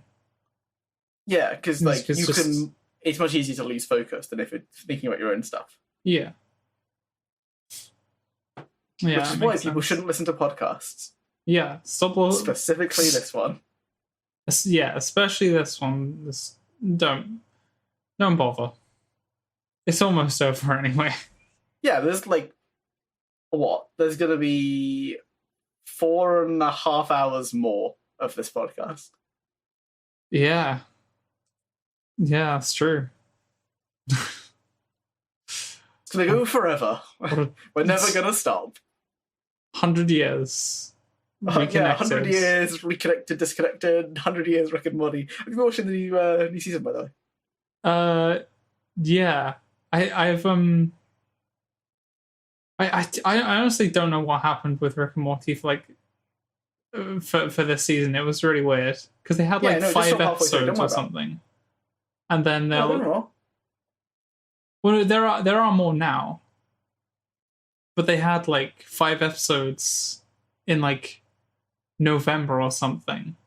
They started, and then they stopped sometime in December, and now in May, they've started back up again. I don't really know what happened there. I think they were still animating, and they ran into some issues with a producer dying or something. Oh, okay. I don't know. Don't quote me on it. Okay. I mean, if there was, I can completely understand if there was a problem in production. I just don't know what happened. Is all. But I think it might have been episode 6 or something. The one with the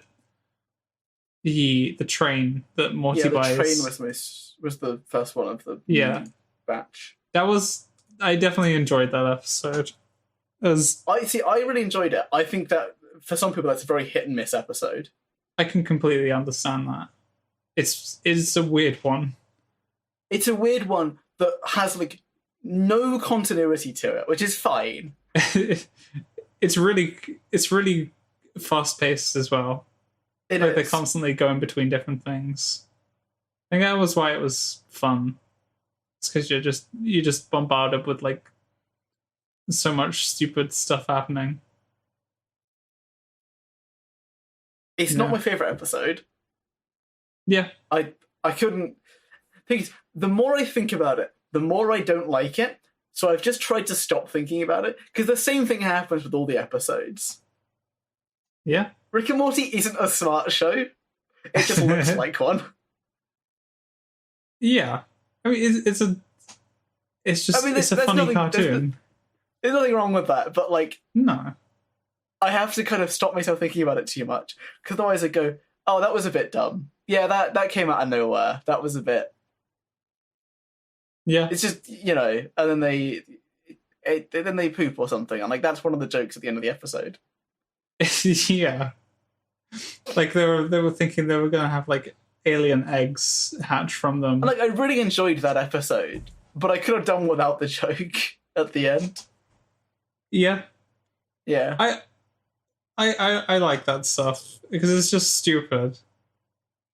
It's because it doesn't like fit with like someone who's like so I guess self-centered and like likes to act like incredibly smart and cold like Rick. Don't worry that the next episode really does that. Oh really? I think that's the last episode I watched. Oh, have you not seen the Vat of Acid episode? No, but I kept seeing I kept seeing like YouTube videos with like referencing the Vat of Acid and being like, what happened? Or the Vat of Acid is legitimately a fantastic episode. Okay. I'm looking forward to it now. Well, just watch it. It's just yeah. I mean, I'll just do it. I'll just do it now, really. Oh, I see. I'll send you a link. Yeah, I mean, we do like a live watch. We're already doing anything. Yeah. If I thought you'd seen it. I'd love to. I wanted to talk about the Vat of Acid episode. I. When did it come out? When's that actually? It came out like yesterday, but like Oh, okay. On the high seas. It came out on the high seas like 2 days ago. Oh, okay.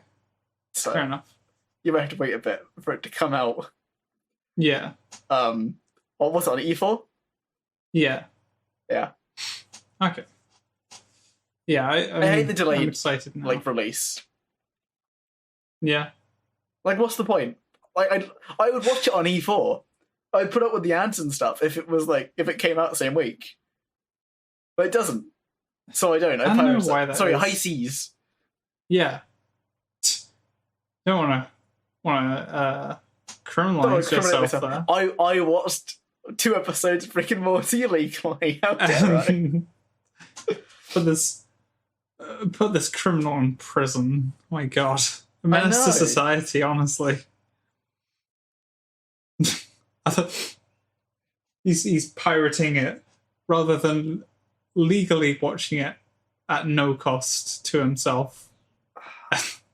Here's the thing though, right? I'm like super anti-piracy.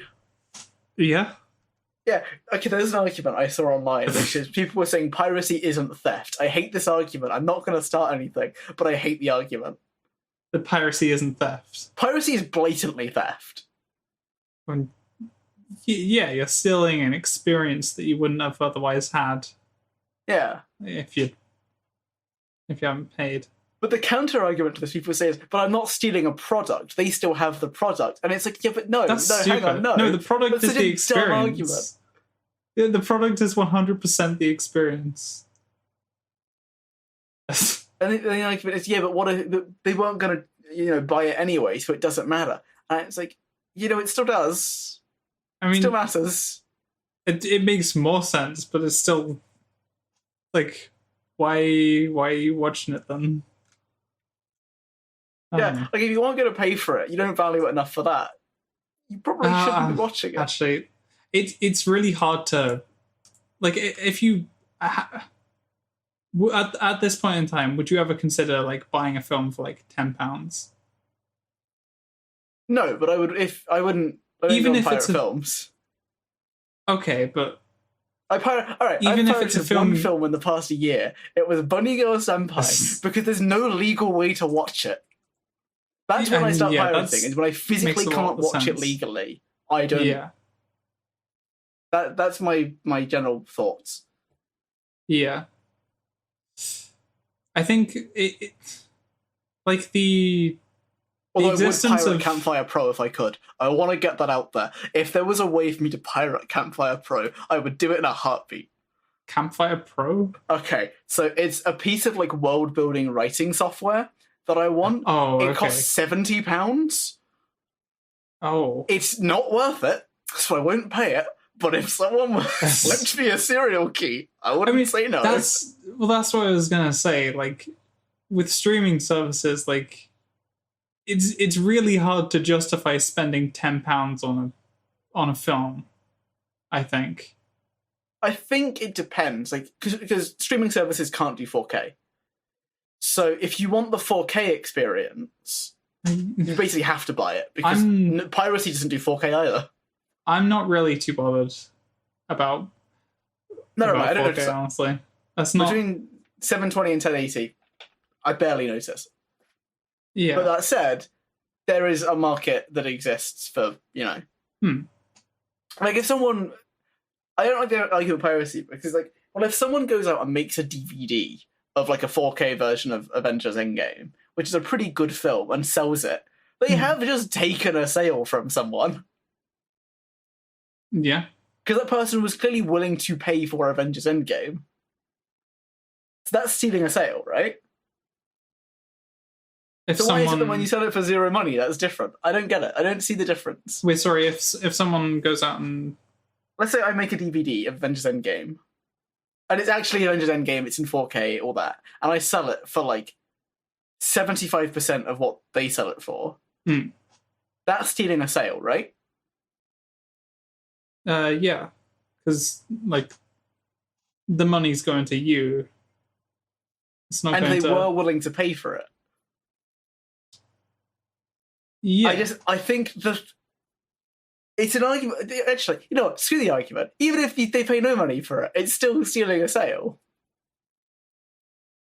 If they weren't, I hate it. Yeah, it's still stealing a sale. Because they weren't going to pay for it, they shouldn't have it. Yeah. If there's a legal way to do it. If there's not a legal way to do it, don't worry about it. I'm not saying that buying weed is theft. I think there is also not... I still think something has to change with, like...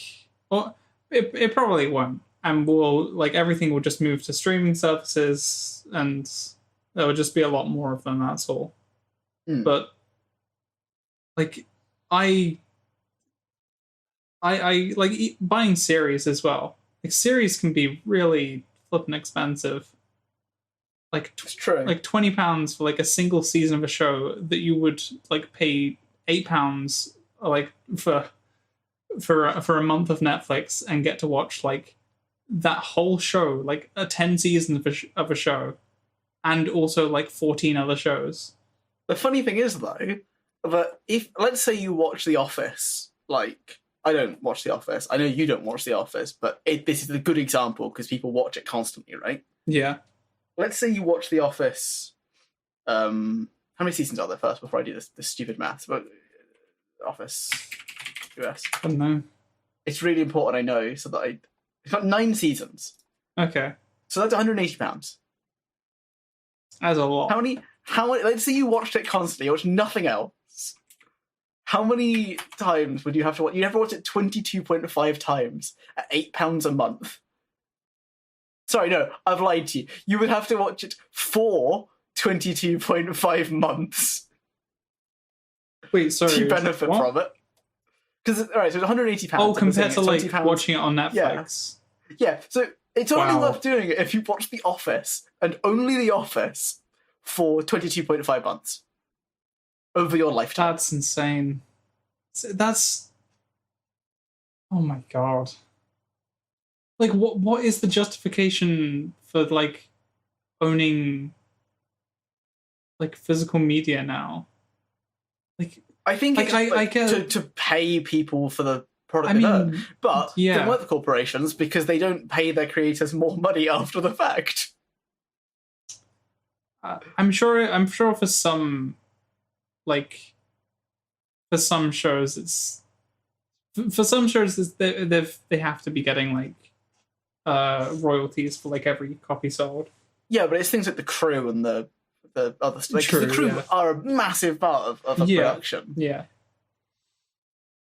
And a broadly speaking, underpaid version. Yeah. Like, I really hope like the guys who made Thanos' like CG got paid a lot. Because it's really good. Yeah. That's weird. We're kind of at a point now with CG where it's like, it's not looking realistic, but something... It's not uncanny. Yeah. It's just really good now. I don't know, I think Thanos looks pretty real for a purple space alien. I mean, yeah. It's not... But it's not fooling you, though. No, I wouldn't ever think that they got a real... 10-foot tall purple man. Yeah. To stand in and do whatever. Yeah. I guess that's more of the thing. It's just, you're already not convinced that it's a real thing, so it can get away. But do you think Spider-Man's suit was real? The, like, Iron Spider suit? Not the arms. The arms are obviously CG. The Iron Spider suit? Yeah. I don't really remember how it looked, to be honest. The other suit looked like really quite convincing in its like CG sections. The other suit, the like red one and the black one, they're categorically not CG. The only parts of them that I think are CG are the eyes. Wait, in every scene? I mean, yeah, because remember the eyes move. They have like animations to them. Yeah, well, yeah. And and also he has to be able to see. Yeah. No, but he can't. I'm sure there were some scenes where like the full suit was being CG'd. In Spider-Man? Surely. No, or like was he doing like only all the stunts? Iron Spider one is. He's a gymnast. I know, but it's still I don't know. Like I just expect CG to be like in like constantly used, I guess. No, it is, but only for the eyes. Yeah. Okay. It's cheaper to pay a gymnast to wear a suit than it is to CG the suit. Yeah. Yeah, I guess that does make a lot of sense. Because the gymnast still has to do the thing. Yeah. So just put the suit on him. Otherwise, you have to CG the animation too, and then it's way more expensive than paying a gymnast. Yeah, that's actually a good point. Yeah, they're still doing the movements. That makes sense. Only the Iron Spider one is CG. Okay. He'd never seen the suit. I hate the Iron Spider suit. I hate it with a passion. Why do you hate them? It's just too shiny. But it's made of metal. I know. I know. It looks okay in Homecoming. Yeah. I just don't like it in Endgame, really. It looks too segmented. Yeah. But that's fine, because we're not talking about this today. We're talking about that on 30. Wait, you're saying we're not going to be rating all of the Spider-Man suits? No, we're doing that on episode 30. Because I'll have a day to prepare for it. Okay. That'll be our big blowout finale. Is us finally doing the Spider-Man talk. Oh my god. It's happening. It's actually happening. But Matt would turn up if he knew. I might text him that. No, don't text him that. It's not a blowout finale if he turns up. Oh, that's true. We can't have everything, I guess. He then wouldn't be able to use the excuse he can't do it. And then he'd start turning up again. Yeah. Or he wouldn't. He'd just turn up for that one. I mean, it wouldn't be... It's unexpected, I guess.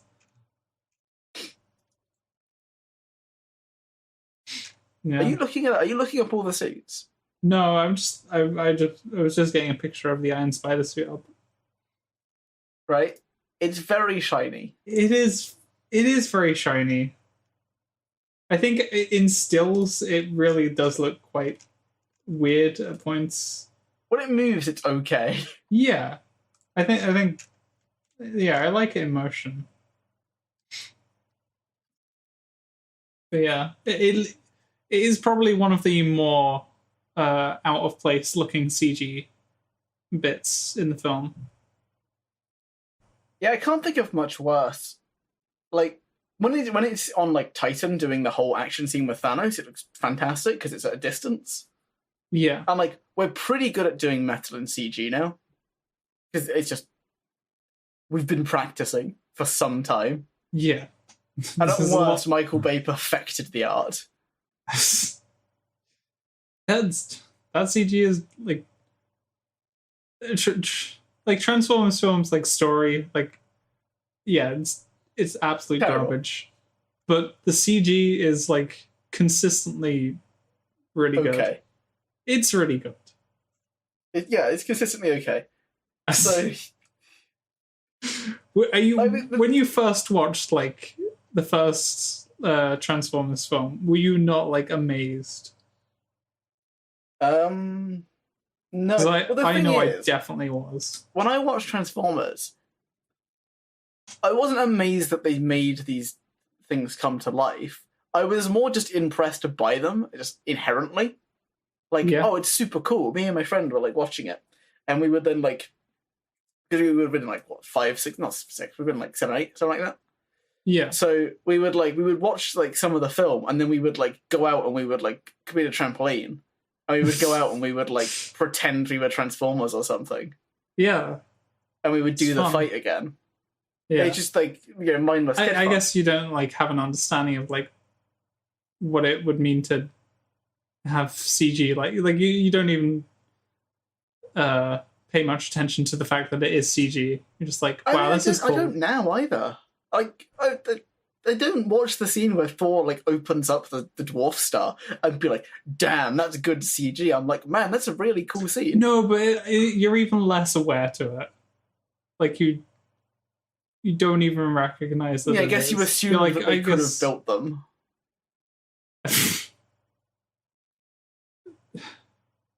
But it's not, like, the fact that let's see the CG, like, I don't know. Yeah, that it was know. CG at all. No one knows. No one in the world. Kids are dumb. Kids are dumb. That's the point. Kids are overly intelligent and overly dumb at the same time. Yeah. Because they're, like, very analytical, but they have these, like, massive blind spots. Yeah, that's other people are able to hide on. Like, everyone else has them. All humans have these massive blind spots, but we've learned how to hide that we have them. Yeah, we were just trying to blend in. Like, don't ask me anything about music. I can't tell you. And please do not question me on anything but. I don't know much else. The thing is, though, you did like, relatively, like, you did pretty much A-level maths. I mean, you highly likely know more than the average person about maths. I want you to know that. I mean, maths is still, like, maths is interesting to me still on, like, a surface level kind of stuff. I don't find it interesting. No, you passed that point. I hate it. Oh. The wonder has been stripped from my eyes. Oh, but that's a shame. There are times where I'm like, holy shit, that's incredible, when I watch someone do some maths. But most of the time, I'm just like, I just shut up. I have to learn this. I don't care. Oh, that's a sad place to be in. Yeah. Maybe when I'm older, I'll have, like, some respect for it again. I mean, maybe you just need to take a break for a little bit. Yeah. I think, in fairness, I have been learning maths solidly for, like, 8 years, and it hasn't been, like, the most enjoyable experience. It's not learning by passion, it's learning by force, so... Yeah. Like, searching up things, like, just because you're interested in them is, like, very, very different to being, like, told, Like, it's like sitting in a classroom and... Well, here's the Navier-Stokes equation. And from the Navier-Stokes equation, we're going to take the material derivative and multiply it by the... Oh, God, I hate it. I understood, like, one word. I was going to say density, so you would have understood two. Yes. Yeah. And that lets us use the grad of... It's the div. That lets us use the div of the thing, and then we put them together. And, like, I'm doing a degree in this. like that kind of stuff, if you'd have just found that out on your own. No, I wouldn't. That's the thing. People don't look up that stuff. No.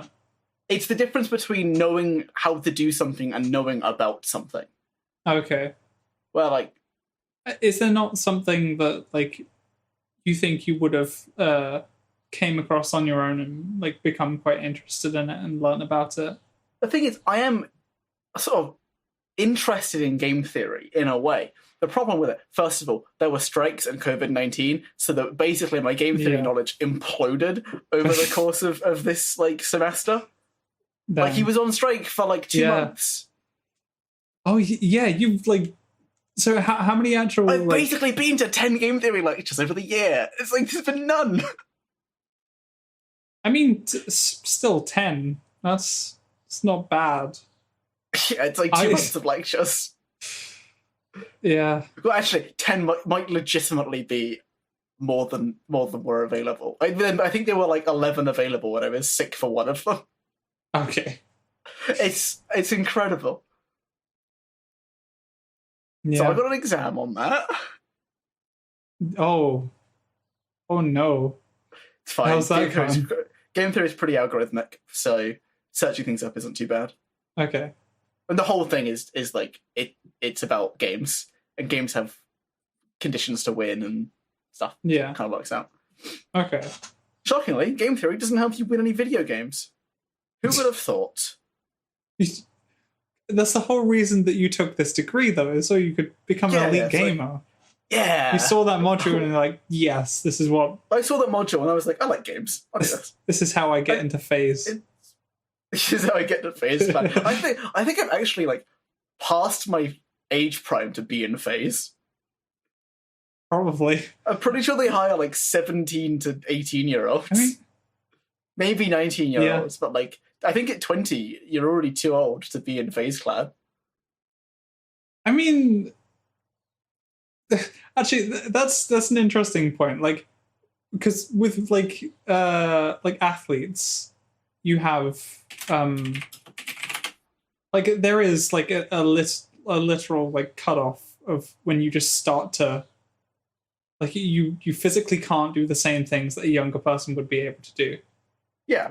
But, like, where's the cutoff for that with gaming? Because it's slightly like, you're not using a load of muscles. You don't have to be, like, incredibly fit. It's more... Okay, it's more mind and, like, reaction speed. The oldest person in FaZe Clan right now is 28. Okay. The youngest is 14. 14? Yep, it's a Fortnite Battle Royale. Yeah, makes sense. Actually, no one plays... Oh, God, hang on. I got to sort by game to do that. That's really annoying. 14? Fortnite Battle Royale. It's super popular. The 25-year-old inactive, then 125-year-old, 24, 22, 22, 22, 22, 22, 22, 20, but he's a coach, 17, 15, 15, 14. But I think they have, like, a juniors division. Okay. Yeah, maybe. I don't know. That would be, like, a weird team dynamic. Yeah, it would, because, I mean, there's 12 years between them. He's nearly twice their age. Yeah. And honestly, I can't imagine a 14-year-old is, like, fun to put up with if it's not yours. Yeah. Or if you're seeing them for more than an hour because they have to, like, work together. Yeah, that would be difficult. Most of them American as well. Yeah, one guy from the Netherlands, not France. My bad. It's inverted. It's inverted. Yeah, I mean, I think you basically have until you're like 26 to be a good video game player. Okay. But I mean, that's slightly later than like sports. Technically, I could be in FaZe Clan if I was good enough. But I also think you can be 26 while having 6 years of experience under your belt. Yeah. I don't think you could join at 21. Because you just wouldn't have the experience. What? Yeah, like you just haven't had enough time to play the game. I mean, for me, right? Like if I if you started now, if I started now and I spent 16 hours a day until I was 22, so I'd still be technically 21, that would give me like a year and a bit. Yeah, I don't think I could physically do it. There's just no way. Even with the close to like 5,000 hours I would be putting in. I don't think with like any amount of time I would get to be like close to that good. I think you could do it in a Stellaris, maybe, right? Because Stellaris isn't an APM game. Yeah. Or it's a thinky man's game. Reaction speeds seem like something that's very... Like, you get to a certain point and then it kind of stays there. Maybe I just don't... I'm not taking games seriously enough. You can train your reaction speed, but those reaction speed trainers online don't really do anything because they train you to react to that input. Yeah. They don't train so that's why you have to just play more video games, and like game sense is more important than like aiming skill and like at least for Overwatch. But obviously I can't join as a Stellaris esport player. No. Well, no. First of all, I don't think Stellaris could function as an esport. Yeah. Because of its random nature. It's like 16-hour-long games. But you don't think people are going to be watching like 16-hour-long streams of people playing games? I don't think they could even like do it. I think at the level of play they would be playing at, they would queue a bunch of actions and sit there for like 10 minutes doing nothing. Or they would be like, the game would be at a crawl. It would be such an interesting stream. At maximum speed. Oh, God. So the games would crawl so frequently. Yeah. That doesn't sound like the most interesting thing. And of course, FaZe Clan don't do a Stellaris thing, so here are the games that I have to get good at if I want to join FaZe. Call of Duty. Yeah. Call of Duty, but I could join the Academy or something. Okay. They have like what's AF Academy? Atlanta FaZe is a professional Call of Duty League esports team based in Atlanta, Georgia. It was announced. I don't understand what's happening here. Who cares? That's just the Atlanta one, I guess. CS:GO. Yeah. PUBG. Which actually really surprises me that PUBG has an esports scene. PUBG... Battle Royales don't seem like they would work as an esport because nothing happens in them or they instantly die. Maybe they have, like, fewer players? I don't know. There is still, like, a lot more chance than a regular they might do FPS. it as, they might do it as, like, squads. So... Oh, okay. You have, like, 25 teams of 4 dropping in. As opposed to whatever. I think it's only 3 in PUBG anyway, but, like, you get my point. There could be a Siege player. Although... Apparently, only people in Brazil play Siege. I don't even know what that is. Rainbow Six Siege. Oh, okay. There's one guy who plays FIFA. Yeah. Yep. And then Fortnite, PUBG Mobile, and FIFA Online. Okay. Which all of these seem to be run by Thailand. Yeah. Wait, PUBG and FIFA Online they're all Thailand players, and then Fortnite Battle Royale is like UK, US, one Netherlands player. Okay. So you want to join FaZe? Nah. I think I'd be able to, but I just don't feel like it is the reason. Yeah. It's beneath you. Yeah, that's more it. Like why bother? Why bother just winning every game? It's not fun. It's not fun if you know. There's a reason people stop playing games. Sorry? There's a reason some people stop playing games. It's just because they continue to win. Yeah, well, if you're it must be boring. If you're good at fighting games, but not good enough to be professional, you just can't play fighting games. Yeah, who do you play against? Because if I'm great at fighting, I can't play against you. I would decimate you. Yeah. I'm not good at fighting games. But imagine, right? Yeah. But I can't play against, is it Sonic Fox? Is that the guy? I've heard that name. The guy who, won Evo, 3 years in a row. I can't play against him. He'd decimate me. But, what do you do? What happened in that situation? Local tournaments. You just don't play fighting games. You just, You do, regional stuff. I don't know. The thing is, fighting games you can't play online really if you're at a professional level because the input lag is actually enough to screw you over because fighting games are frame perfect. Yeah, you kind of both need to be on the same console, I guess.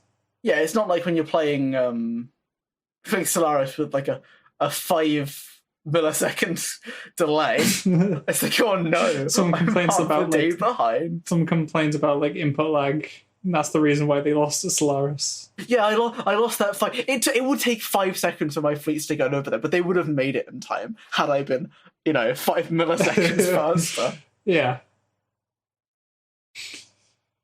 And you got to remember, you can also pause Solaris.